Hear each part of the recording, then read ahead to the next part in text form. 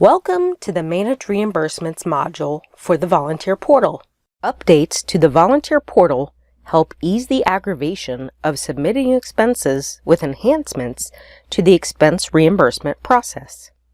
Updates include simplified expense submission and approval processes from the new Manage Reimbursements tab. Choose between the classic form that you already use or a new guided walkthrough wizard. Enter your expenses as they occur with the new mobile-friendly wizard for the Manage Reimbursements process. From the home page, click the Manage Reimbursements tab. The Manage Reimbursements homepage is broken into multiple sections to help you manage expense reimbursements. At the top left is the List View drop-down menu. This helps you open predetermined lists to easily find reimbursements that are already in the Volunteer Portal. Lists include recently viewed expenses, My Reimbursements, and if you are an approver, approver queues. Use the Search This List box to quickly find an expense by reimbursement ID number, or click a column header to sort information to help you quickly find and act on the record you need. The status column shows where in the approval process your expense stands. Create a new reimbursement by clicking the gold New Reimbursement button at the top right of the page. Although each AARP program may have nuances to managing reimbursements, the process is very similar. Some programs will require pre-approvals before submitting an expense, while other programs will not. Refer to your program-specific materials for more information regarding pre-approvals. After clicking the New Reimbursement button, there are two ways to create reimbursements: the Wizard or Classic form. Use the Classic form if you are comfortable with the original form for frequently submitting expenses. Use the Wizard if you want a simplified, step-by-step guide to creating a reimbursement. Let's first look at the Wizard option for submitting an expense. Click the Wizard option. The Wizard will take you through the steps one by one. On Step 1, select Assignment for Reimbursement.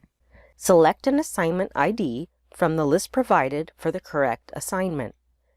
When navigating through steps, be sure to use the Next or Previous button in the Wizard and not your browser's back button. For Step 2, the Associate Volunteer Event page appears. Since this particular assignment is not event expense eligible, a message will appear and prompt you to press Next to continue. We will later discuss associating an expense to an event. On Step 3, enter additional reimbursement information, such as the funding code and description. Some programs do not require a funding code. If entering a funding code, start typing the name or number of the code, and the Volunteer Portal will provide suggestions. You will be able to choose to enter funding code on each line item if you are submitting an itemized reimbursement that requires more than one funding code. Click Next. For Step 4, Add Line Items, click the Add New Line Item button. Enter all required information denoted with a red asterisk, including expense date, program, and expense type. Provide a description, enter the amount, and confirm the funding code. If instructed by your state office, you may need to change the funding code on each line item if you are submitting an itemized reimbursement that requires more than one funding code. From the Actions drop-down, select Save. To add the next item, click the Add New Line Item button.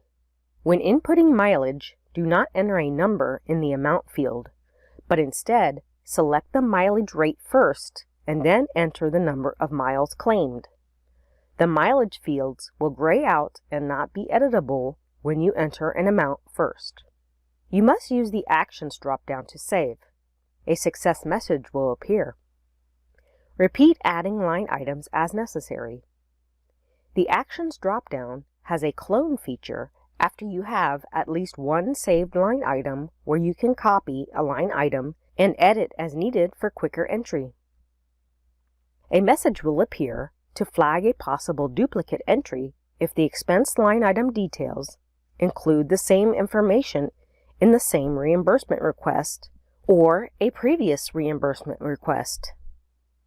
The system will prompt the user to resolve the line item details before the reimbursement request is submitted.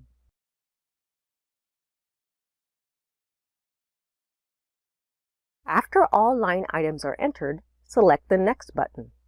Add attachments in Step 5.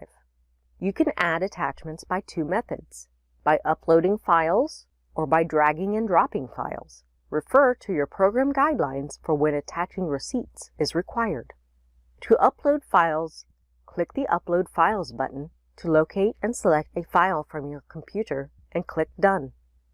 You can upload most document types such as JPEGs, Word documents, Excel, and PowerPoint documents. If you try to upload a GIF, a message will state that it cannot be uploaded. Click Got it. The second option is to drag and drop a file from your computer to the Drop Files area and then click Done.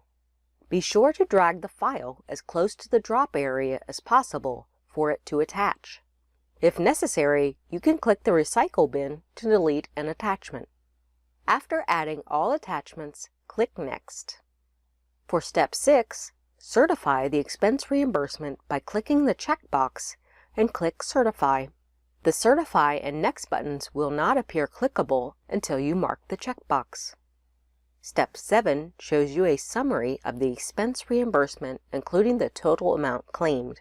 Review the information and click the Previous button to go back and edit or add more line items, or click the Save and Submit button to submit the expense reimbursement. A green success message will appear. Click the Recall button to make edits to a previously submitted record. Remember to submit for approval after edits are made. Once the expense reimbursement is reviewed, the volunteer will be notified of the approval or rejection by email, and the status will be updated. If rejected, the status shows as further action required. The record will unlock for the submitter to edit and resubmit. Once approved, the status is changed to Approved by Program. Be aware that when you enter a reimbursement via a mobile device, the wizard view is what will display. Locate Manage Reimbursements on your mobile device from the menu at the top left of your screen. Click the New Reimbursement button. You will select the assignment, determine whether to associate an event, add additional information, add one or more line items, and save.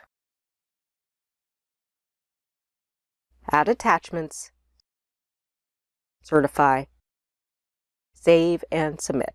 The second way to enter a reimbursement is the Classic form. Use the Classic form if you are comfortable with the original form for frequently submitting expenses. Let's now look at the Classic form for submitting an expense. From the Manage Reimbursements page, click the New Reimbursement button. You are prompted to choose from the Classic form or Wizard option on a new expense reimbursement. Click the Classic form option. Select the assignment for expense reimbursement by clicking the Assignment ID link. If the assignment is Event Expense Eligible, you will see a prompt asking if you would like to submit the reimbursement toward a volunteer event. If you do not need to relate the expense to an event, click No at the prompt to go directly to the expense details entry page. If you would like to associate the expense to an event, click Yes at the prompt and enter the name of the volunteer event or event leader into the search box. Press the Go button. Next, select the event that relates to the expense being submitted and click the Create Reimbursement button. Please note, once a reimbursement is created with a linked event, the event cannot be removed. On the Expense Details entry page, add the expense details for the funding code and enter basic details about the reimbursement request in the description. To add line items, click the Add New Line Item button. Enter required and relevant fields, including expense date, program, and expense type. Provide a description, enter the amount, and confirm the funding code. If instructed by your program, you may need to change the funding code on each line item if you are submitting an itemized reimbursement that requires more than one funding code. From the Actions drop-down, select Save. To add the next item, click the Add New Line Item button. Notice that when you scroll down, the expense reimbursement header remains at the top of the page so that you can see the details of the expense, including a running total of line items as you save them. Remember, when inputting mileage, do not enter a number in the amount field, but instead select the mileage rate first and then enter the number of miles claimed. From the Actions drop-down, select Save. A success message will appear. Repeat adding line items as necessary. Be sure to upload your receipts and then click the Submit for Approval button. A Verify and Submit Reimbursement box will appear. Click the checkbox on the left to verify the expense, then click the Certify button to verify and submit the reimbursement. A green success message will appear at the top of the page. Click the Recall button to make edits to a previously submitted record. Remember to submit for approval after edits are made. Notice at the bottom of the record that there are sections showing the approval and reimbursement history if you would like to see when and who has taken action on the expense. Alright, so let's recap. First, you've reviewed the Manage Reimbursements tab. Then you walked through how to submit expense reimbursements from the Classic form and Wizard options. Plus, you viewed how the Wizard works in the mobile view. Congratulations! You have completed the Manage Reimbursements module for the Volunteer Portal.